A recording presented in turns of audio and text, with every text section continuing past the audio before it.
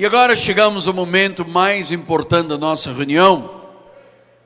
Vamos estudar sobre o segredo do amor duradouro. Abra sua Bíblia, por favor, no livro do profeta Jeremias, capítulo 31, versículo 3. Diz assim a palavra: de longe se me deixou ver o Senhor, dizendo: com amor eterno eu te amei. Por isso, com benignidade te atraí. Com amor eterno eu te amei. Vamos ouvir o Espírito falar à igreja. Oremos a Deus. Pai amado e bendito, que dia maravilhoso, que dia precioso, que momento ímpar na nossa vida. Desde o início do culto, Senhor, que a voz de Deus, a voz do Espírito, tem sido audível, profética, e onde há profecia, há visão, o povo não se corrompe. Por isso, Deus, fala-nos agora sobre o segredo de um amor duradouro. Estou aqui disponível para que o Senhor use as minhas cordas vocais e os meus lábios para ensinar, pastorear, encorajar e motivar a igreja, em nome santo e por amor de Jesus. E todo o povo de Deus diga amém, amém e amém. Obrigado, bispo. Santos preciosos, minha família, povo de Deus, povo escolhido, povo eleito, sacerdotes do rei, sacerdotes reais, nação santa, selo do meu apostolado, meus filhinhos em Cristo Jesus. Meus amados, durante estes últimos encontros, no momento em que a igreja se dispõe, é sensível para ouvir a voz de Deus e que o altar pastoreia, nós estamos ouvindo a respeito do amor. Nós estamos aprendendo a viver o cristianismo legítimo. E hoje nós vamos aprender que o amor de Deus nunca muda. Ele é incondicional. Ele é perfeito, Ele é eterno e Ele é imutável. É assim que Deus nos ama. O profeta disse: com amor eterno eu te amei. Se o amor de Deus não fosse eterno, as misericórdias dele não seriam eternas e nós, lamentavelmente, poderíamos até perder a salvação. Mas a Bíblia diz que o amor de Deus é eterno. Paulo explicou aos romanos dizendo: nada nos pode separar do amor de Deus. Então, o amor eterno do Senhor, este é o amor ágape, não tem nada a ver com eros, não tem a ver com carne, não tem a ver com fileo, com filiação. É o amor eterno de Deus que nos garante a nossa salvação. Romanos 5,8 diz: mas Deus prova o seu próprio amor para conosco pelo fato de ter Cristo morrido por nós, sendo ainda nós pecadores.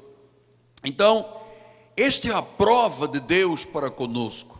Deus nos amou quando ainda éramos pecadores. Então, o fundamento de uma vida cristã estável está neste fato: o amor de Deus é imutável, ou seja, o Senhor Jesus Cristo jamais deixará de nos amar. Isto é maravilhoso, isto é graça de Deus. Uma vez que nos amou, nos ama para sempre. Uma vez que somos filhos para sempre. Uma vez que fomos ungidos para sempre. O amor de Deus é a graça de Deus, é para sempre.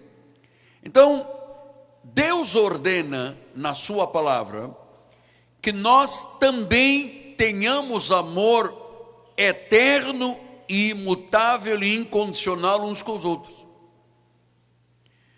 Diz isto em João 17, 26. Eu lhes fiz conhecer o teu nome, e ainda farei conhecer, a fim de que o amor com que me amaste esteja neles e eu neles esteja. Então, aqui nós vamos trabalhar esta manhã num fato que talvez para muitos seja um fato assim impossível. Pastor, como é que eu posso amar como Deus? A Bíblia diz que esse amor com que Ele nos amou está em nós. Então, se está em nós, nós temos que aprender a amar de forma consistente, segura, forte e eterna. E talvez alguém diga, mas apóstolo, como assim? Não estou entendendo.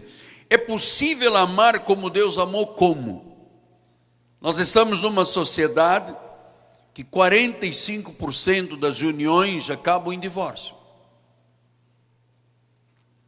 Que 60% dos casados pela segunda vez acabam se divorciando.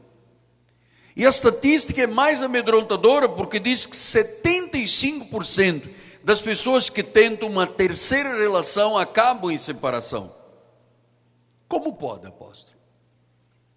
Se você amar como Deus te amou, incondicionalmente, você vai aprender hoje que isso se chama o milagre do amor. Um amor duradouro. E como é possível amar de forma duradoura e eterna? Se você amar como Deus te amou, com o mesmo amor que Ele colocou dentro de você, a sua graça. Pastor, mas isto parece uma utopia, isto é muito difícil, amar 24 horas. Amado, talvez você diga, ninguém pode ser feliz 24 horas. Você tem altos e baixos, mas o amor tem que ser duradouro. Se é o amor de Deus, o amor que Ele colocou em nós, tem que ser duradouro. Eu tenho que ensinar isso porque muitas pessoas já desistiram de amar. E por causa disso, existe esta situação que é muito dolorosa, chamada divórcio. Porque às vezes as pessoas passam por dificuldades, têm desacordos, têm diferenças, têm discórdias, têm desapontamentos, têm dúvidas, dificuldades. Mas se elas amarem, vencem este fantasma chamado o divórcio. Agora, se não existe este sentimento, por que eu estou batalhando diligentemente pela questão de realizar casamentos para aquelas pessoas que vivem apenas de forma conjugal? Porque uma das provas que você dá ao seu marido e sua esposa quando se casa é que você tem uma proposta de amar eternamente. Senão existe sempre um fantasma de um divórcio.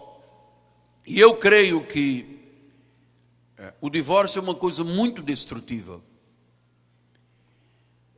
Nós temos como preceito da nossa igreja dizer que Deus, a não ser por questões de adultério, Deus repudia o divórcio. Aliás, só para você acrescentar na orelhinha do seu estudo, em Malaquias 2, 14, 16, assim, perguntais, por quê? Porque o Senhor foi testemunha da aliança entre ti e a mulher da tua mocidade, com a qual tu foste desleal, sendo ela a tua companheira e a mulher da tua aliança. Não fez o Senhor o mesmo, havendo nele um pouco de espírito, porque somente ele buscava a descendência que prometera. Portanto, cuidai vós mesmos e ninguém seja infiel para com a mulher da sua mocidade. Ou seja, ninguém seja infiel, nem com o marido, nem com a mulher. Porque depois ele diz, porque o Senhor Deus de Israel odeia o repúdio. O que é repúdio? Repúdio é quando uma pessoa tem uma relação e mantém uma relação fora da sua relação oficial. Chama-se repúdio, chama-se adultério. E claro, se Deus diz que odeia, significa que isto é tão monstruoso, romper uma aliança, que Deus só permite quando há o repúdio de uma das partes. Então, nós não podemos levar o casamento ou a relação matrimonial de forma trivial. Tem gente que muda de casamento e de relação como quem troca de roupa. Amado, o divórcio à luz da Bíblia, a não ser por repúdio, por relação sexual ilícita ou adultério, é um ato de violência, é uma grande injustiça. Por isso é que Deus deixa claro que Ele odeia o divórcio em função do repúdio. Pastor, quer dizer que se eu tiver incompatibilidade de gênios com a minha esposa ou com o meu marido, eu não tenho liberdade para divórcio? À luz da Bíblia, não. À luz da Bíblia, não existe incompatibilidades. Existe perdão, existe amor, existe compreensão, mas não existe na Bíblia Sagrada essa coisa da incompatibilidade. Então, nós encorajamos as pessoas que chegam à obra de Deus, que têm um chamado a acertar a sua vida, a corrigir a sua vida, a se casarem, exatamente para que não haja um sinal de alguma coisa que Deus repudia. Porque, irmãos, só é permitido, à luz da Bíblia, que as pessoas tenham conjugação carnal e vivam maritalmente se forem casadas. Por isso é que ele disse: olha, Deus odeia o repúdio e aquele que cobre de violência as suas vestes, diz o Senhor dos Exércitos. Portanto, cuidai de vós mesmos e não sejais infiéis. Uma prova de que o amor é seguro e eterno é quando não há infidelidade. Pastor, mas eu cheguei à igreja e eu passei por um drama de vida. Como é que eu faço agora? Deus ama você, Deus ama. Ele te trouxe. Agora você tem que corrigir a situação. Quem não é casado deve se casar, acertar a sua vida com César, dai a César o que é de César, a Deus o que é de Deus. Mas não mantenha apenas uma relação conjugal. Isso não tem a aprovação de Deus. A relação tem que ter a bênção de Deus, a bênção da igreja, a bênção da sua liderança, daquele que é o pastor ou os pastores ou os bispos da sua igreja. É muito importante isso aqui. Portanto, nós somos contra o repúdio, nós somos contra o divórcio. Só existem duas formas de isto ser legalizado. Primeiro, se for uma questão de adultério. Segundo, se houver cobertura de violência, ou seja, quando há violência, quando há fome, quando há violência numa relação, e uma das partes não é convertida e quer abandonar a parte convertida, está livre para começar a vida de novo. Com violência não se segue num casamento. Mas a questão do repúdio tem que ser muito consciente entre nós, porque hoje em dia a figura do machão, do homem que anda com 1, 2, 3, 4, é uma figura aplaudida. E a igreja de Jesus não aplaude esse tipo de circunstância. Por isso nós somos a favor da fidelidade. E disse Paulo em Efésios, em 1 Coríntios 13, 8, ele diz assim: o amor jamais acaba. Se a relação é uma relação baseada no amor de Deus, ela jamais acaba. Se não é baseada no amor de Deus, pode ser que acabe por circunstâncias, conforme ele disse agora. Por exemplo, com repúdio. É muita coragem uma pessoa manter uma relação fora do seu casamento. É um ato de violência, diz a Bíblia Sagrada, que Deus odeia.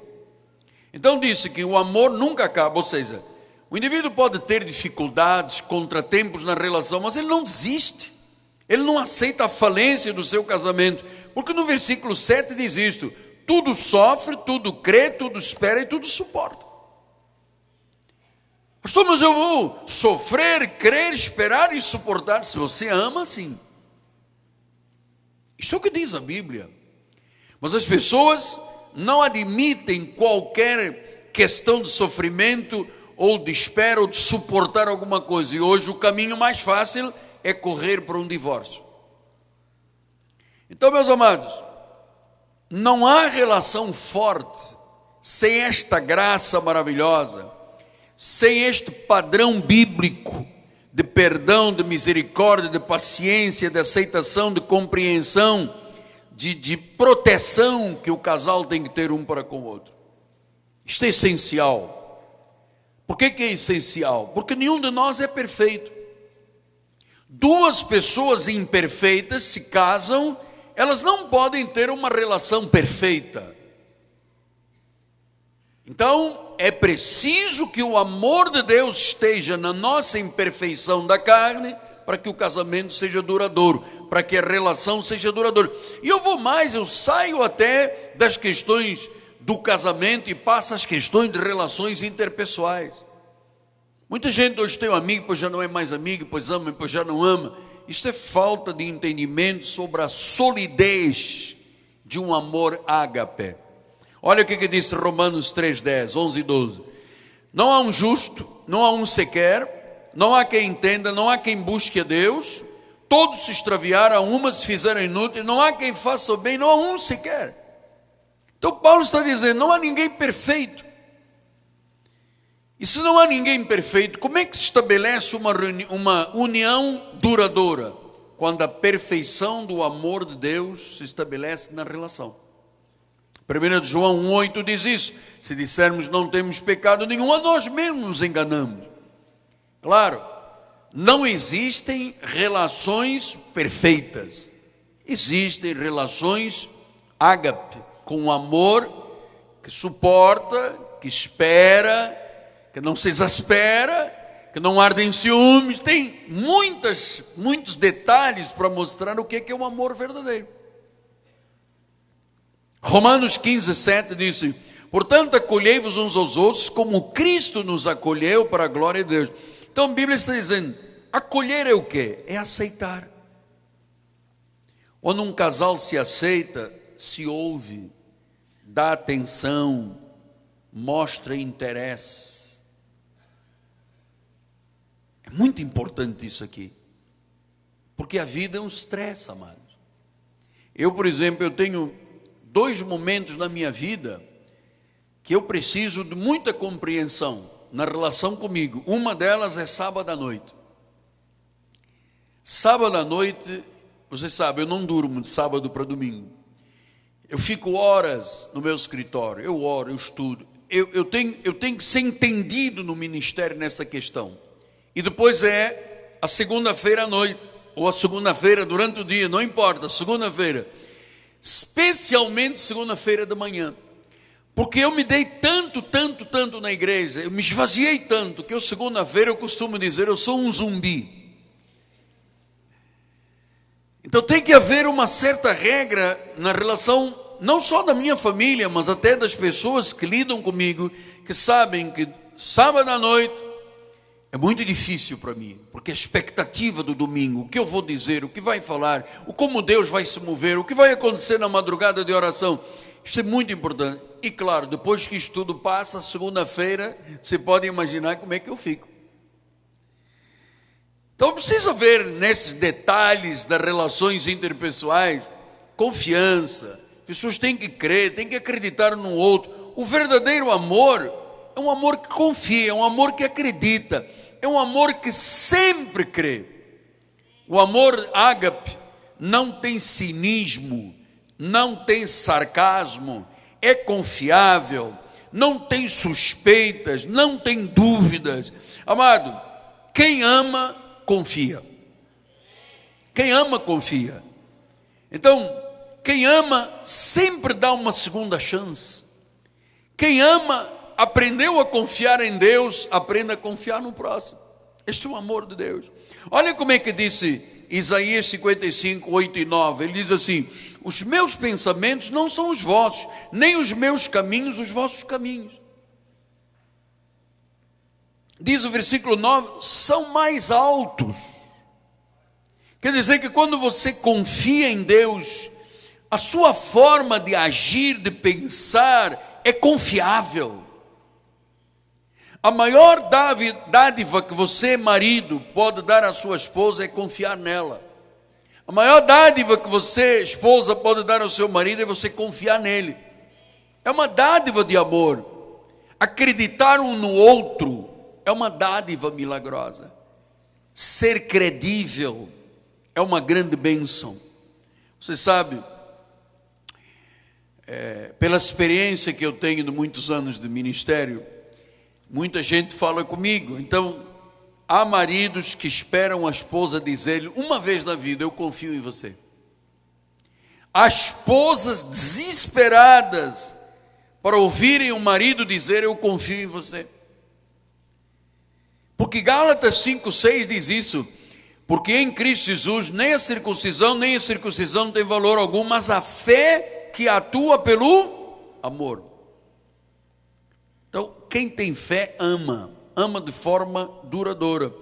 Então, amor duradouro é aquele amor que espera o melhor do outro, é o amor positivo, esperançoso. A Bíblia diz: não acaba. Quem ama acredita em milagres, quem ama sabe que não acaba.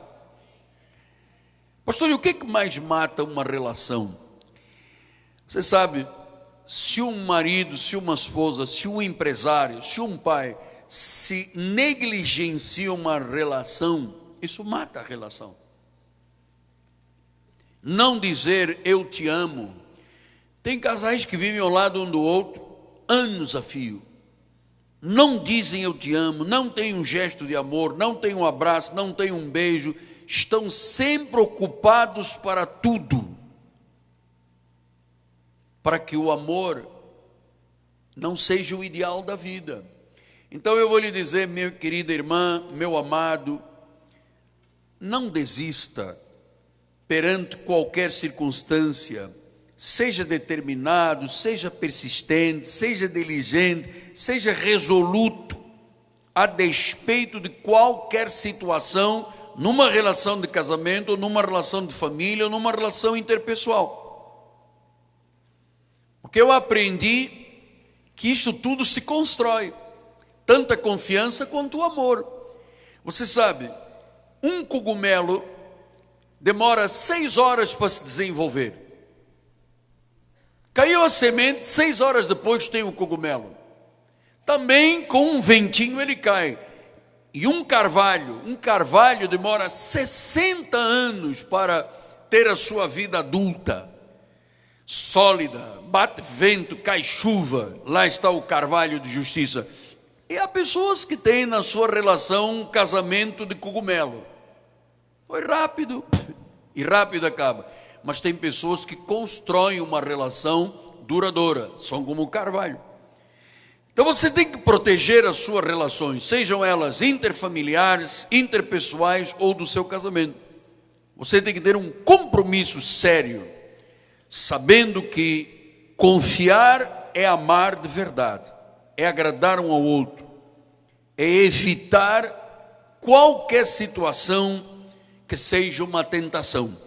Então vamos ver agora alguns pontos que eu quero passar a você. Primeiro, como é que eu protejo as minhas relações? Seja no casamento, seja nas minhas relações de amizade, nas minhas relações sociais. Vamos aprender isto com o casamento. Primeiro, fale com o seu marido e fale com a sua esposa.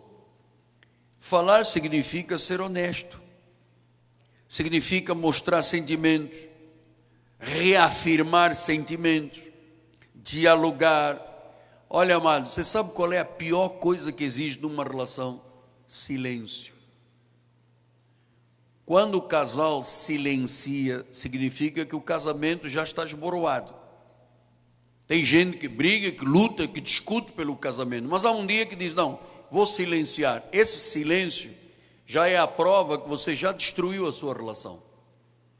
Então, fale. Provérbios 12:18 diz isso. Há alguém cuja tagarelice é como ponta de espada, mas a língua dos sábios, a língua de um crente, ela é medicina. Quando você fala ao seu marido, à sua esposa, aos seus amigos, seus funcionários, você é medicina. Proteja o seu casamento e as suas relações, primeiro falando. Segundo lugar, guarde seu coração de ciúmes doentios. Você sabe, o problema de ter ciúmes não é o problema. O problema é a reação que os ciúmes têm nas relações, sejam elas de marido e mulher, de amigos. Tem gente que é ciumenta com os seus amigos. Você não pode ser amigo de mais ninguém, só meu. Isto é um ciúme exacerbado. E claro que um ciúme doentio, ele precisa de ser extirpado da vida da pessoa, porque ele destrói a relação. Provérbios 6,34 diz isso, olha lá. O ciúme excita o furor do marido e não terá compaixão no dia da vingança. O ciúme o que é? É uma insegurança, é uma doença. A pessoa não tem um amor seguro e então ela extravasa com atitudes às vezes incongruentes, inconstantes. Tem gente que dá unhada, tem gente que bate, tem gente que quebra, tudo por causa do ciúme. Então diz que o ciúme excita o furor. O que disse Paulo em 1 Coríntios 13,4? O amor é paciente, o amor não arde em ciúme. Significa que o ciúme é um sentimento doente e doentio descontrolado, de posse. Isso não é bom. A Bíblia diz, quem ama não precisa ter esse tipo de reação. Pode até ter um pouco de ciúme, é lógico, todo mundo tem uns dos outros. Mas ser doentio, arder em ciúme, não. É uma prova de desamor, de insegurança. Então, se você sente isto, tire da sua vida. Terceiro lugar, aprenda a desfrutar do seu marido e da sua esposa. Você sabe, Deus deu um homem e uma mulher para viverem juntos, terem filhos, dormirem juntos, desfrutarem da vida, trabalharem, sonharem, construírem. Mas é preciso que as pessoas se apreciem, se respeitem, se honrem, que vejam o caráter bom do cônjuge, não traga o passado para o presente, que saiba proteger o seu cônjuge, seja sincero, que tenha momentos a sós com o seu cônjuge. Quando o casal começa a colocar os filhos em primeiro lugar ou os amigos, a relação está em crise.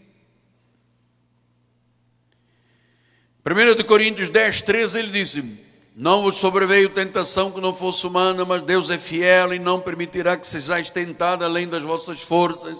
Pelo contrário, juntamente com a tentação proverá livramento de forma que possais suportar. Agora entra no quarto ponto.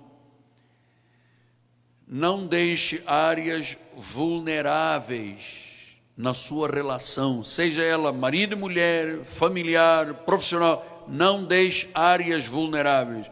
O inimigo sabe quais são as áreas de fraqueza. Por isso é que Paulo diz, pode vir uma tentação, mas Deus provê o escape. Provérbios 4,23 diz, sobre tudo que deve guardar, guarda o coração. Não deixe o coração vulnerável. 1 Coríntios 6,18, foge da impureza. É muito interessante um casal que ama, ou uma família que ama, ou uma relação interpessoal ou social, de não haver áreas vulneráveis. Então, se eu não tenho áreas vulneráveis, quinto ponto, o meu cônjuge vive seguro. Então, nós evangélicos temos que evitar totalmente qualquer relacionamento que gere desconfiança. Para os cônjuges se manter firme, para um empregado, para um amigo, na relação, amado, não guarde segredos. Você sabe, a minha caixa de segredos é minha mulher e a minha mulher é a minha caixa e eu sou a dela. Então os segredos são entre nós, revelados um ao outro. Eu não guardo um segredo que a minha mulher amanhã abre o meu telefone e acha uma... Não tenho isso aqui. Chama-se transparência. Você sabe, quem guarda segredos não honra. E Efésios 4,19 diz: os quais, tendo se tornado insensíveis, se entregaram à dissolução, cometeram toda a sorte de impureza. Amado, não guarde segredos com o seu cônjuge. Sua mulher ou o seu marido tem que ser os seus melhores amigos, o seu melhor amigo, a sua melhor amiga. A caixa de ressonância dos segredos tem que ser um com o outro. Se você se habitua a guardar segredos, você estará sempre fragilizado. Então é melhor falar, é melhor abrir o jogo, é melhor um confiar no outro. Sexto lugar, aprenda a ter sempre um envolvimento profundo com a igreja. Amado, seja diligente com a obra de Deus, envolva-se com a obra. Você sabe, nós temos escola dominical, traga o seu filho, temos juventude, encoraje o seu filho. Temos lugar aqui, balé, temos oficina da mulher, temos corais, temos muitas áreas de trabalho. Envolva a sua vida, envolva a sua família. Tenha convicções fortes, sólidas, tenha valores. Você está aqui por causa de um chamado. Você não está aqui por causa do apóstolo, você está aqui porque Deus lhe chamou.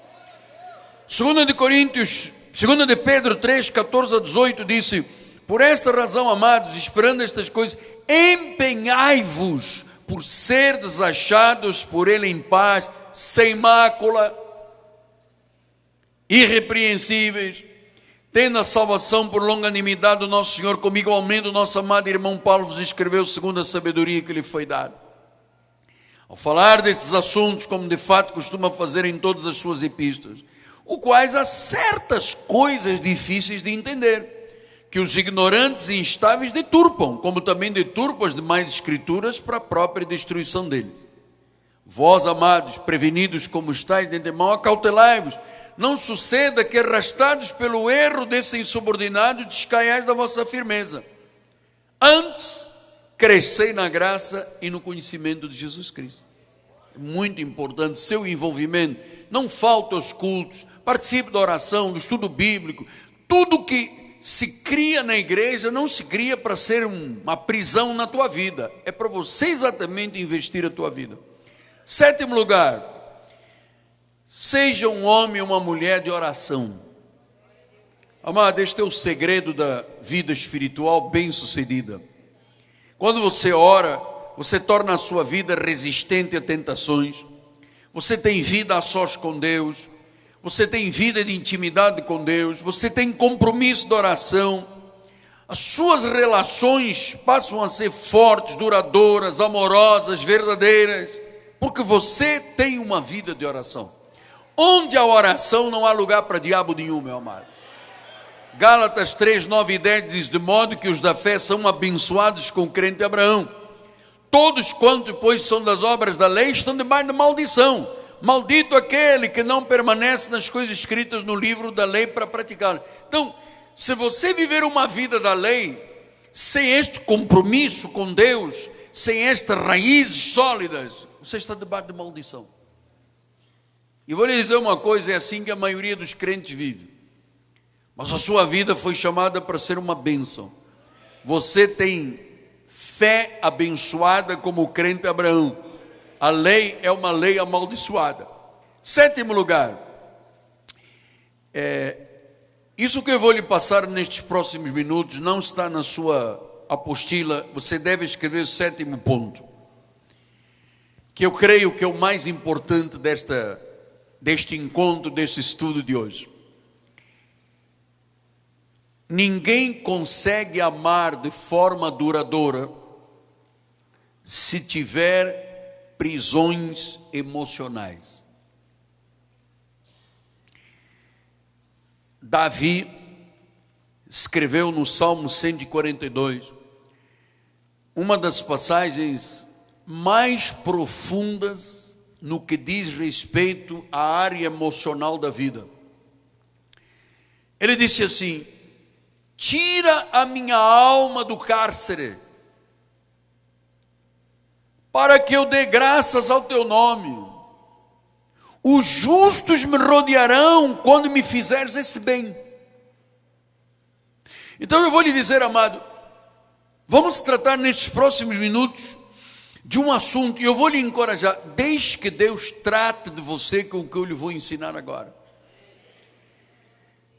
Porque Davi estava com a sua alma, com as suas emoções no cárcere, estava na prisão. Você sabe, as nossas emoções são muito valiosas. Nós temos sentimentos, nós temos sensações, nós sorrimos, nós nos alegramos, nós amamos, nós choramos, nós sofremos. Ninguém é feliz 24 horas por dia. E claro que se você não for uma pessoa focada nisto que eu lhe ensino, no amor de Deus, na Bíblia, na igreja,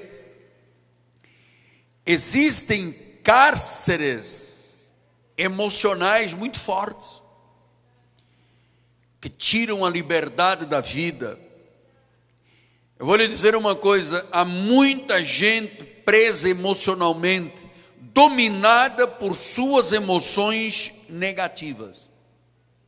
Por isso é que Davi diz: Senhor, tira a minha alma do cárcere. Eu já experimentei isto várias vezes na vida, amado. E olha, existem cárceres, prisões muito fortes. Quer ver uma delas? Repressão. Você sabe que há pessoas que têm sonhos reprimidos. Elas vivem engolindo sapos o dia inteiro. Eu gostaria de ter sido um médico, mas por causa não sei de quem, eu não sou. Eu gostaria de ter me casado com fulano e tal, mas a minha família. Eu gostaria de ter feito um empreendimento, mas, olha, há pessoas que têm os seus sonhos tão reprimidos que a repressão é uma prisão. Outros têm prisões e cárceres de autocondenação. Há pessoas que vivem se autoacusando por causa de seus erros, das suas falhas. Você sabe, aquela mulher de João 8, que foi apanhada em adultério e ia ser apedrejada, você sabe quantas pedradas ela não deu nela mesma, porque vivia em adultério, andava com um hoje, amanhã com o outro. E quantas autopedradas ela não deu na sua própria vida, quanta punição, quantas vezes esta mulher deve ter dito: eu vou sair desta vida, mas ela estava ali aprisionada à questão do adultério e vivia numa autocondenação. Eu não sou boa, eu não sou merecedora, eu não tenho perdão de Deus, sabe? Isso se chama autocondenação. Isso é uma prisão, isso é um cárcere. A Bíblia diz: quem está em Cristo é uma nova criatura, as coisas velhas passaram, amado. Outro aspecto que é um cárcere são os segredos. Eu volto a lhe falar nisto. Você sabe, uma pessoa que guarda segredos, essa pessoa sufoca a sua alma. Ela vive sufocada, ela vive num cárcere. Por isso é que eu disse: deixe Deus tratar de você, amado. Porque, amado, sufocado é aquela pessoa que não tem coragem de se abrir, tem medo de se mostrar, se sente impura, mentirosa, trancada na sua alma, culpada, se cobrando, vive como que enlatada. Essa pessoa tem que saber disto. Os segredos sufocam a alma, amado. Por isso às vezes a pessoa não consegue amar, porque tem um segredo dentro dela, sufocando dentro dele, e não tem peito para chegar e dizer: olha só, eu tenho esse problema, tive esta situação, e a pessoa está lá enlatada, aprisionada, encarcerada. Mas existe também o cárcere da pena.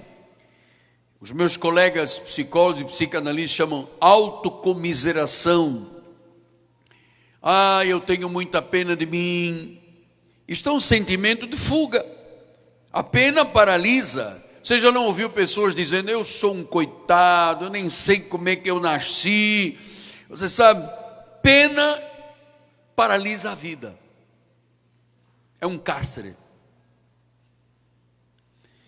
A Bíblia fala de um homem que nasceu e a mamãe dele colocou um nome dele que marcou a vida dele para ser Jabez, o filho das dores. Onde ele andava, todo mundo dizia: esse homem aí deu dor à mãe dele sofreu. Até que um dia ele disse: espera aí, eu vou sair desta prisão. Eu vou sair deste cárcere. Senhor, abençoa-me, muda a minha vida. E desde que Deus mudou a vida dele, ele não aceitou mais Jabez, o filho das dores. Ele mudou a sua vida. Ele poderia ter dito: coitado de mim, eu dei dores à minha mãe, ela sofreu de parto, coitado de mim. Ele disse: não, eu não vou aceitar isto, eu vou sair desse cárcere. Mas existe também o cárcere, a prisão da imagem. Você sabe que há pessoas que querem sempre passar uma boa imagem, de boazinha, bonzinho, forte, perfeita. São escravos da imagem. Não choram, porque ninguém pode saber que eu choro. Não expõem suas emoções, porque ninguém pode saber que eu sou fraco. Ouça, amado, ninguém é perfeito. Todos nós, começando pelo pastor da igreja, todos temos falhas, todos temos fraquezas. Olha lá, Davi disse: Senhor, tira a minha alma do cárcere. Você sabe o que Paulo disse um dia? Eu faço o que detesto. Eu faço o que detesto. Às vezes eu quero fazer o bem, mas eu não consigo. Ele diz: desventurado homem que sou. Se eu chegar aqui no púlpito e disser que eu sou um desventurado, metade da igreja vai embora. Mas a verdade é que eu tenho também momentos em que eu digo: desventurado homem que sou. Eu não quero ficar em cárceres. Eu não quero ficar em nenhum cárcere, sejam eles por repressão, por autocondenação, por segredos, por pena, por minha imagem. Eu não quero isso na minha vida. Eu prefiro ser um indivíduo aberto. Eu prefiro ser como Paulo, desventurado homem que sou. Eu quero fazer o bem, não consigo. Quem me livrará dessa carne? Eu pensei que o apóstolo era de aço. Meu amado, eu sou de barro fragilíssimo. Pode ser que tenhamos aqui alguns irmãos de aço, cobre, ferro. Eu sou de barro frágil. Não vou me gabar de nada, que eu sou não sou o rei da cocada preta, não sou a fina flor do abacateiro, não sou o último biscoito do pacote. Eu sou Miguel Ângelo, desventurado na carne.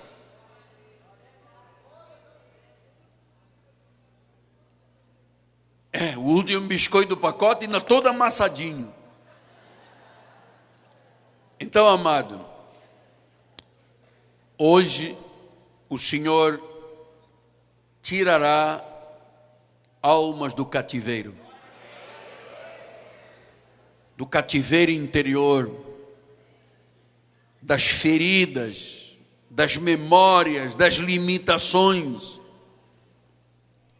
porque Deus, com esta mensagem, está tratando de todos nós.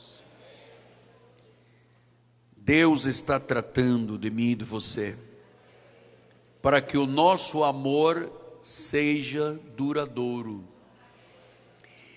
Eu não posso amar a minha mulher se eu tiver trancas emocionais, se eu estiver dentro de um presídio emocional. Não é presídio de Jericó, Jerinó, não sei o que, Bangum. Não é grades de ferro, não são grades de ferro, são prisões e cárceres emocionais.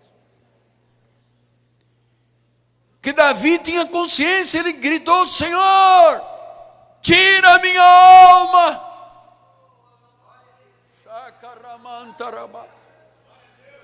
Senhor, tira-me da vida sufocada. Senhor, tira minha alma dessa autocondenação, dessa repressão.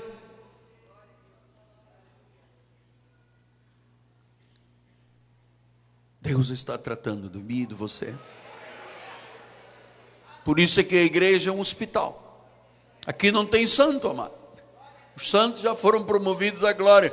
Aqui tem gente de barro que precisa de ouvir as verdades de Deus para aprender a amar. E você, se tiver uma repressão, uma prisão, você não consegue amar. Você tem um trauma. Ah, porque me fizeram, porque disseram. Você vai levar esse trauma o resto da vida? Porque o meu marido me traiu. Deus vai te dar um marido melhor, vai te honrar muito mais. Minha mulher me abandonou. Deus vai dar outra muito melhor que te honre. Agora, viver sufocado, aprisionado, num cárcere, se você tiver que chorar, você não vai chorar lá fora, é aqui dentro que você vai lavar a sua alma, meu amado. É aqui que você vai fazer a tua catarse. Talvez se o teu vizinho te ouvisse chorar, vai dizer, já bateram nele, já bateram nela, ela é terrível. É aqui dentro. Tira a minha alma do cárcere. Que oração, amado. Tira a minha alma do cárcere. Sabe quem chama aqui? Era um rei. Que depois deu um filho, Salomão, rei, filho de Jessé. Aquele homem que encarou o gigante Golias. Aquele homem que ganhou um monte de guerras. Houve uma hora que ele disse, Senhor, basta. Tira minha alma do cárcere. Eu não quero viver me fazendo uma imagem do que eu não sou. Não quero parecer o que eu não sou. Não quero fingir. Não quero viver de segredos sufocados. Tira minha alma do cárcere. Tira minha alma do cárcere. Por isso, amado, eu sou um indivíduo muito transparente. Tem gente que diz, eu conheço ele. Quando ele não está bem, ele diz que não está bem. Eu não finjo. Porque eu não tenho cárcere, já tive muitos, não estou em nenhum cárcere da vida, amado. Já disse muitas vezes isso aí, no meu passado, chorando, só Deus sabe, fingindo que era forte. Eu hoje não finjo mais nada. Se eu tenho dor na perna, eu cocheio mesmo. Se eu estou feliz, eu rio. Se eu não estou feliz, eu não rio. Eu não tenho cárceres na minha alma. Eu quero que você saiba que você está tratando com o indivíduo normal. Sincero, honesto, que não esconda as verdades. Sabe por quê? Porque eu não tenho cárceres. Os portugueses, meus patrícios, dizem assim, eu não tenho rabo de palha. E é verdade. Ora, pois. Senão quem tem rabo de palha fica numa prisão, amado. Não consegue olhar para a esposa e dizer, cara, eu te amo, você é gostosa, é bonita, meu marido, oi, que bom que... Não consegue, porque tem prisões. Não consegue dizer, dá-me um beijo aqui atrás da orelha. Dizer, imagina se eu vou pedir um beijo atrás da orelha, o que esse homem vai pensar de mim? Vai pensar que você vai dar um beijo atrás da orelha.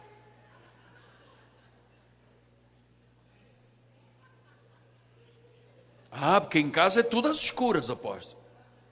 Desliga a luz, tomamos banho às escuras, ninguém vê um ao outro. Por quê? Porque eu não posso mostrar ao meu marido que eu tenho uma... Como é que se chama? Eu apontei para aqui, todo mundo falou celulite. Que eu tenho uma celulite. E você já reparou bem na barriga do teu marido? Quantas celulites ele não tem? Não, mas eu tenho que fazer uma imagem. Você está preso. Você está num cárcere. Tem que se conhecer. Doutora Judite, no outro dia me escreveu, nós temos que aprender a lidar conosco, não é? Você só pode amar o próximo se você se amar. Temos que aprender a lidar com estas coisas da vida. Você imaginar que no altar está um homem que é de ferro e aço, está puramente enganado. Você pensa que eu não choro? Choro. Sabe que eu também não gemo? Gemo? Você pensa que também não tem dor de barriga com os problemas do dia a dia do ministério? Só Deus sabe. Mas eu tenho uma confiança em Deus que eu não admito, mas não admito mesmo, mais nenhum cárcere na minha vida. Por isso é que eu posso amar e ser amado. Aqui está livre, olha. Tem nada na minha mente. Eu não tenho ligação com o Lava Jato, mensalão, semanalão, a baixa corrupção.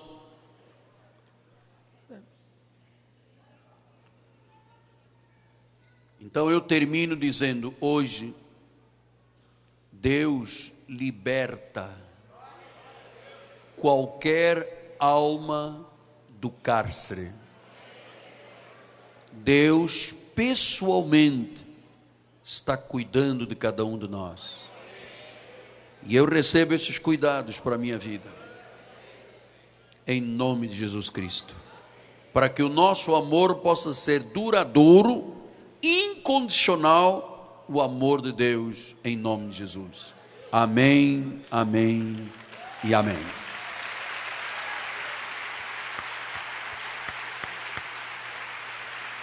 Glória a Deus. Vamos ficar de pé. Nossa bispa vai dar a bênção final.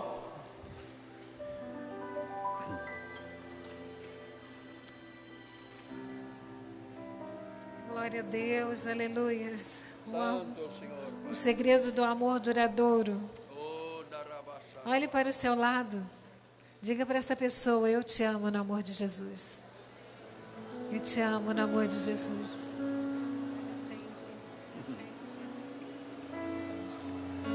Amor duradouro, amor para sempre, porque Ele nos amou. Glória a Jesus. Aleluias. Agora levante as suas mãos para os céus. Obrigada, Senhor, porque Tu nos amaste primeiro. Obrigada, Senhor, porque Tu tens renovado o amor nos nossos corações. Saímos daqui nesta manhã preparados para amar a cada dia mais e mais. Senhor, põe Teus anjos ao nosso derredor, livrando-nos de todos os males, Pai. Guardando nossa entrada e nossa saída, Senhor. E nós profetizamos uma semana cheia de vitórias, onde veremos o Teu mover na vida de cada um de nós. Saia daqui na certeza de que Deus tem preparado o melhor para a sua vida. Tome posse disso. Graça e paz em nome de Jesus. Bom domingo, bom almoço.